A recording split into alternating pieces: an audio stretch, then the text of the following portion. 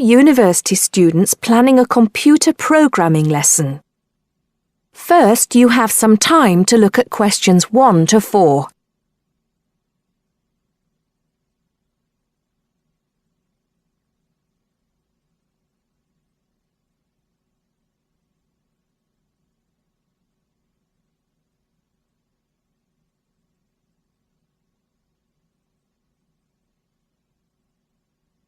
Now listen carefully and answer questions 1 to 4. Hi, Hardeep. Is now a good time for us to plan that computer programming lesson we've been assigned? Hey, Don. I was just thinking about that, actually. Yes, let's get it out of the way now, shall we? I've got the instructions here. So, it says, design a 45-minute lesson for a class of 16 teenagers where they learn how to write a simple computer program in BASIC. Now, I know, of course, that BASIC is the computer language people used to use back in the 1980s when they wrote programs on microcomputers, but I'm not sure I feel very comfortable teaching anyone about it. Well, I did a bit of research yesterday and found out quite a few things, so I think we'll be okay. Great. So, what do you have in mind? Well, I think we should presume that none of the kids will know anything about BASIC. So why don't we start with a short multiple-choice quiz? It could focus on things like what BASIC is, what the letters stand for, when people used it, things like that. That sounds good.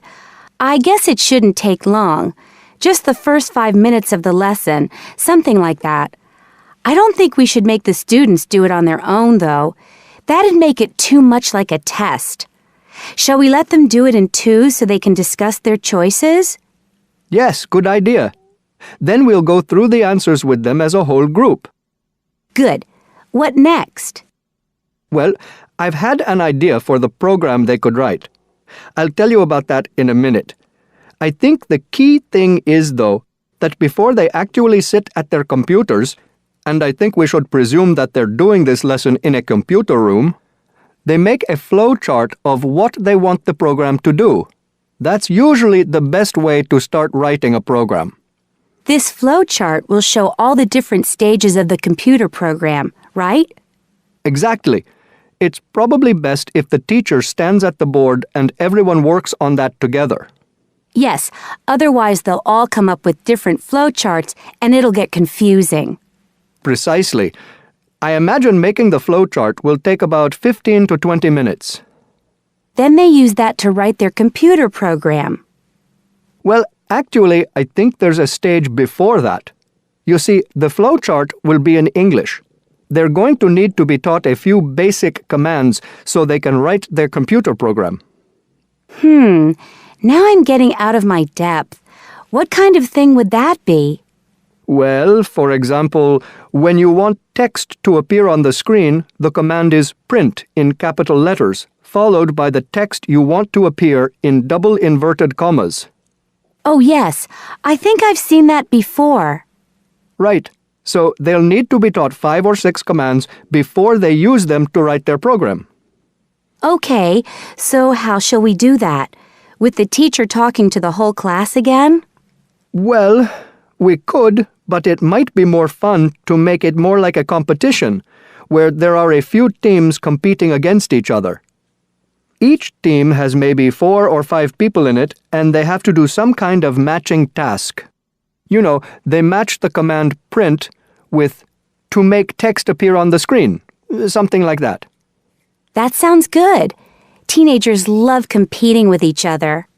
Exactly. And then, for the final part of the lesson, they use their flowchart and the commands they've learned to produce the program.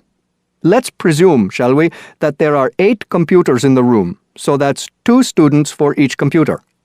That sounds reasonable. So, tell me more about your idea for the computer program they're going to write. Before you hear the rest of the conversation, you have some time to look at questions 5 to 10.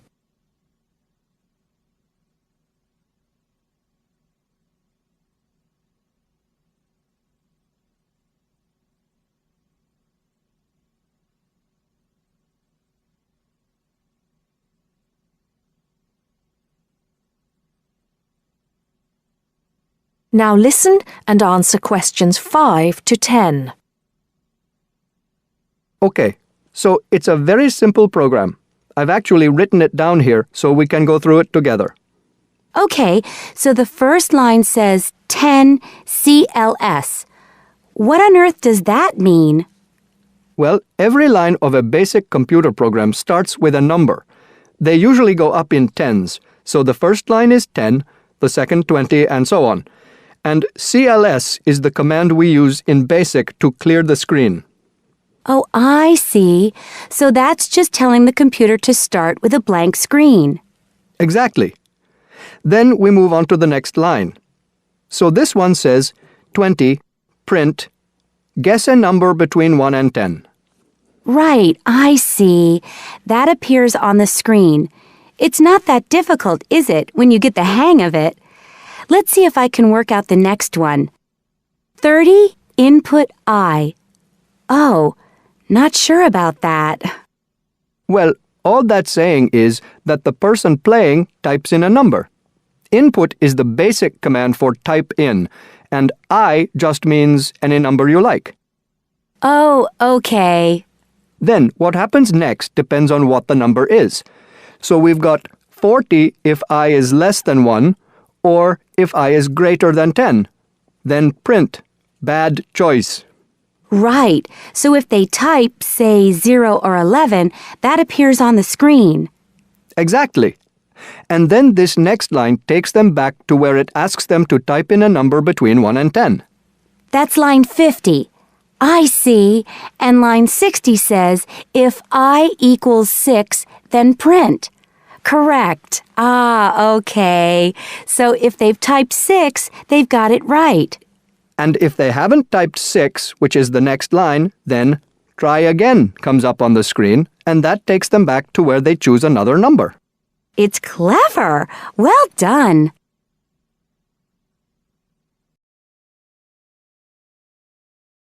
That is the end of part 1.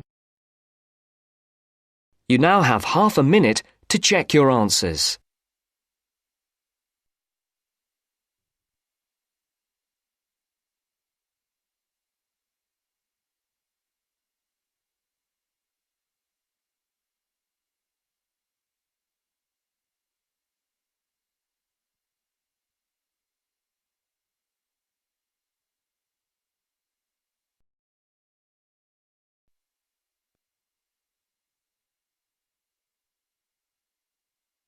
Now turns to part 2.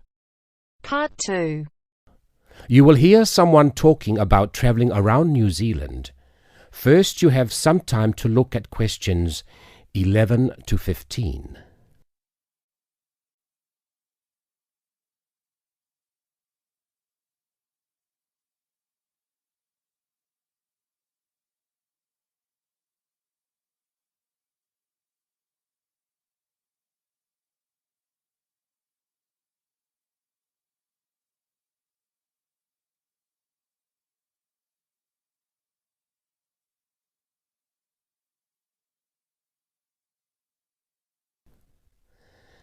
Now listen and answer questions 11 to 15. When thinking about beautiful countryside or stunning views, it has long been accepted that Australia and New Zealand have few equals. What is perhaps slightly less well known is what these countries can offer to the avid train enthusiast. Both countries have railways which pass through breathtaking scenery in the utmost of comfort. In New Zealand, you can travel from the country's biggest city, Auckland, to where a third of the population lives, its capital, Wellington, on the longest passenger rail service in the country, the Overlander. Crossing 681 kilometres, the train winds through the lush farmland of the Waikato and up the Raurumu spiral onto an amazing volcanic plateau surrounded by native bush. On a clear day, you will be able to see 3 of New Zealand's most famous volcanoes, Mount Ruapehu, Mount Ngauruhoe and Mount Tongariro. The whole journey can be completed in 11 hours, but for those keen to see a little more of the country, the trip can be extended over 3 or 4 days. This gives travellers the opportunity of seeing the famous Waitomo Caves, relaxing in the mud pools of Rotorua, or skydiving over Lake Taupo. Moving on to the South Island, you can take the Transalpine through the Southern Alps, travelling from the South Pacific Ocean to the Tasman Sea. Climbing from Christchurch right into the Alps, this 223-kilometre trip is particularly impressive as the train passes through 16 tunnels before descending to Greymouth at the end of the line. Taking only 5 hours, this is a relatively short trip, but it is worth noting that this journey has been listed as the 6th most scenic rail route in the world. For those that are not so keen on mountains, the South Island has a second option, the Transcoastal. With the sea on one side and the mountains on the other, it again shows some of the best scenery New Zealand has to offer. Also taking 5 hours, one of the highlights of this journey is the opportunities for whale watching. The fortunate few that see whales are well rewarded, but there are more common sights which are just as enjoyable, such as penguins and seals.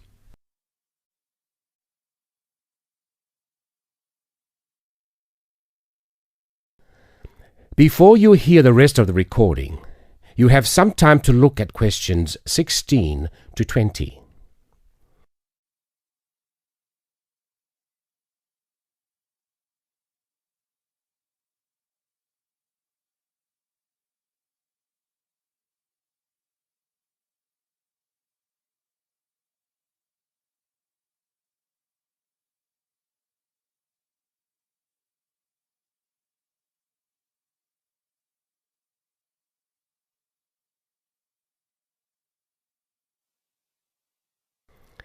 Now listen and answer questions 16 to 20. Although these 3 train journeys are undeniably breathtaking, some travellers prefer the longer journeys on offer in Australia. The Indian Pacific, for example, which travels from Sydney through to Perth and has been dubbed the adventure that spans Australia.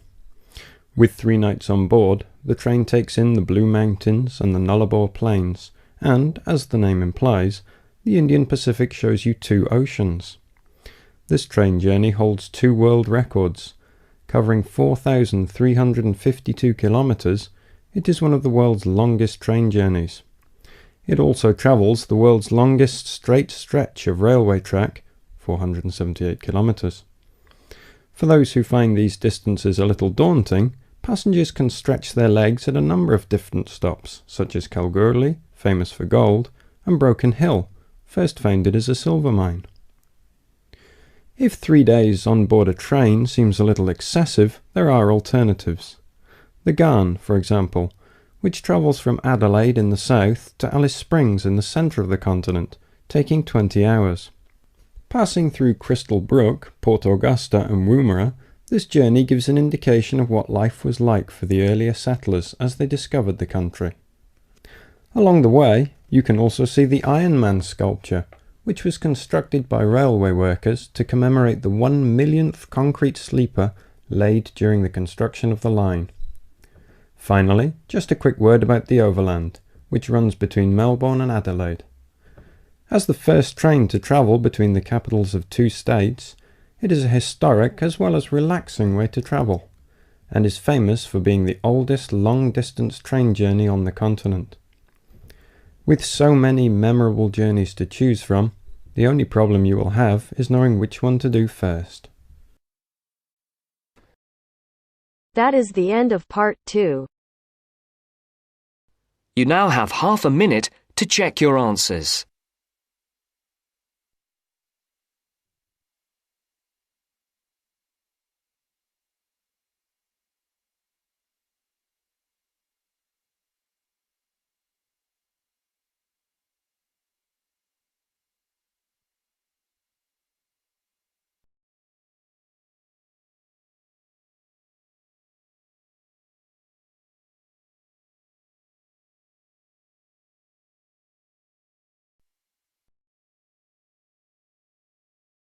Now turns to part 3. Part 3. You'll hear 2 students discussing a survey they have to write as an assignment. First, you have some time to look at questions 21 to 26.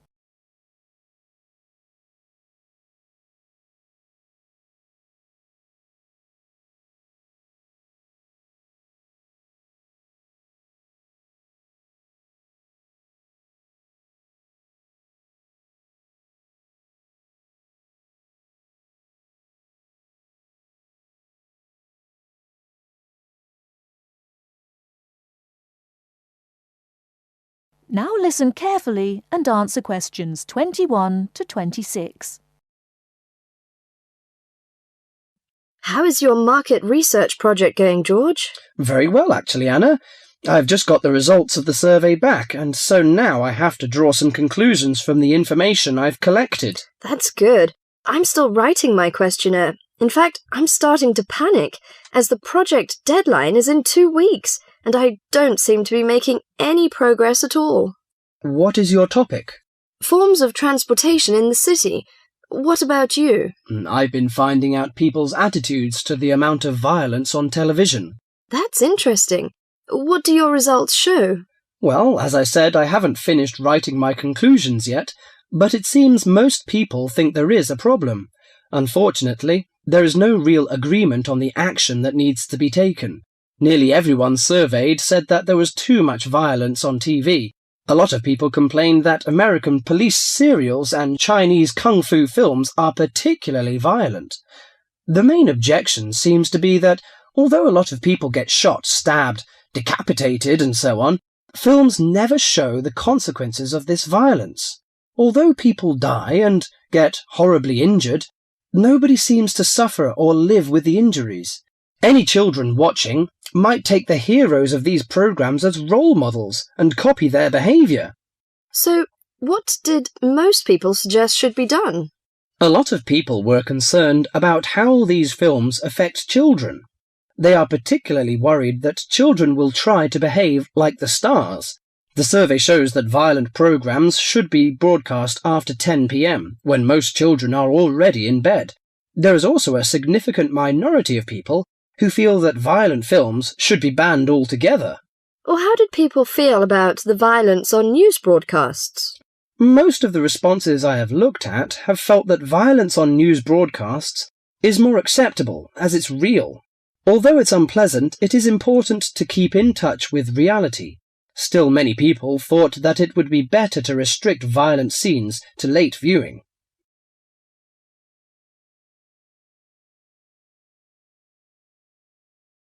Before you hear the rest of the talk, you have some time to look at questions 27 to 30.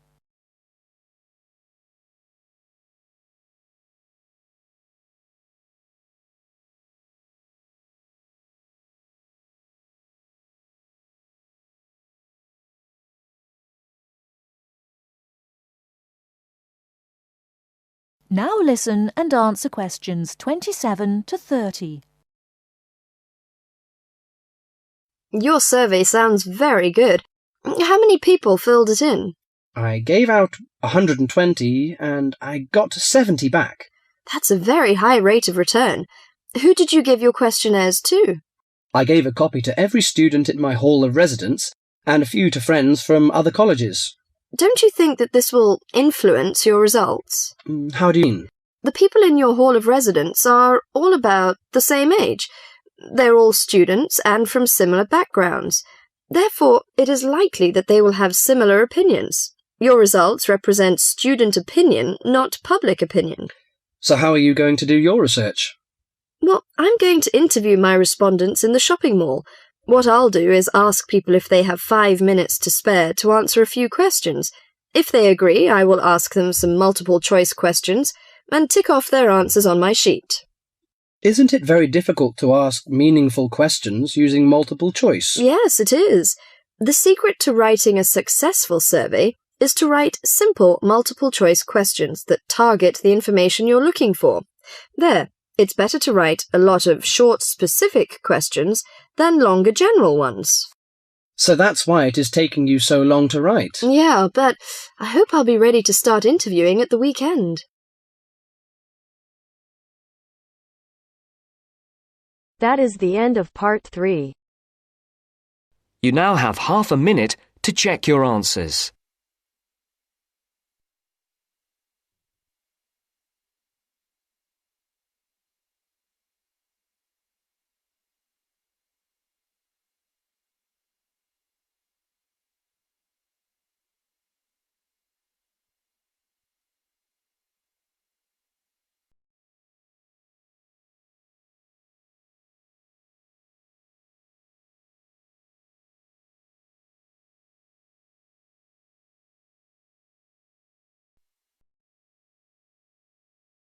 Now turns to Part 4.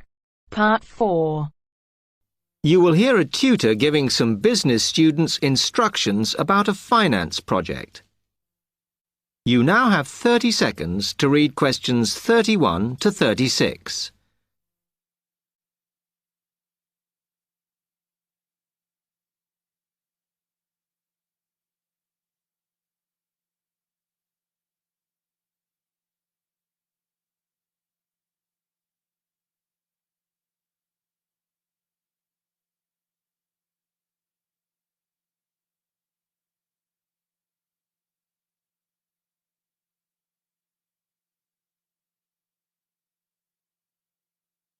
OK, can you quieten down, please?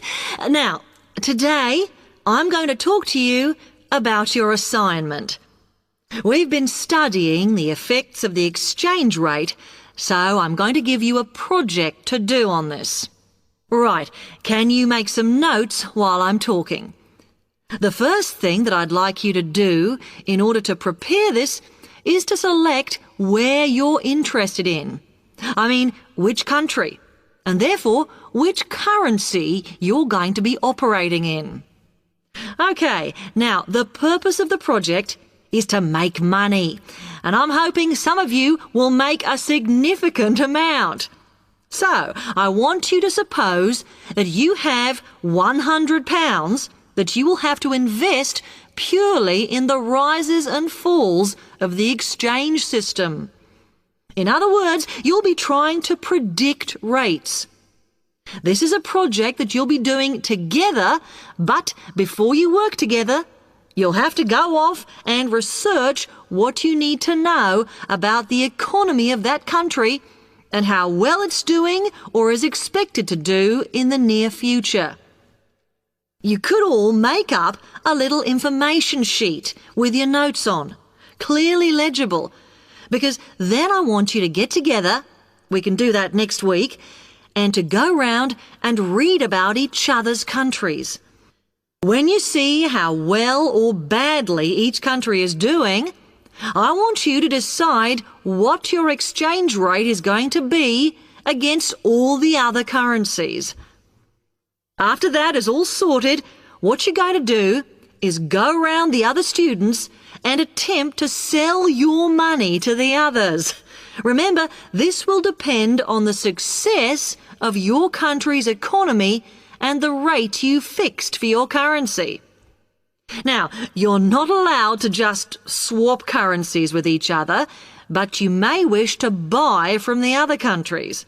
But you must do a proper transaction. All the way through this, you must keep your accounts properly for each transaction. I'll give you 1 week to do this, and then we will set a time for the deals to finish, a bit like the stock exchange. And at that point, I will ask you to calculate how much you have made. Is that clear? You now have 30 seconds to read questions 37 to 40.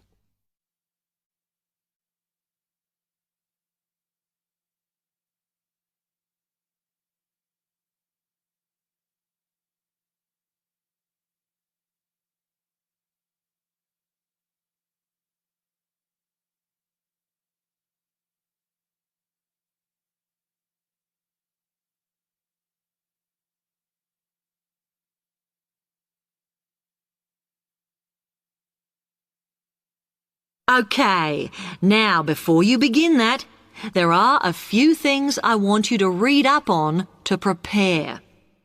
You need to look at the economies of the UK's main trading partners. I don't mean all of them, because that would be over 80, but just the 29 principal ones. There are summaries in the last 3 books on the book list I've given you. And so that you can practice applying the criteria on assessment I gave you, I'd then like you to focus just on one sector across all the countries. The most common one across every country is farming. But as much agricultural produce is for domestic consumption, I'd like you to look at manufacturing. Then I would like you to do a detailed investigation of one particular aspect. I was going to give you a choice, but I think as we've just started the course, it's better if we all look at the same thing and then we can discuss it in the seminars. So the thing I'd like you all to look at is fluctuations in import prices. Now, you need to do all that before you start the project, as it will help you assess the economies of the countries you'll be representing in the project. Don't worry, you've got plenty of time. Exam week is December the 8th. Then it's the holidays until January the 6th, so I don't need the project in till February the 5th. Is that okay? Now, any questions on this? Because That is the end of part 4.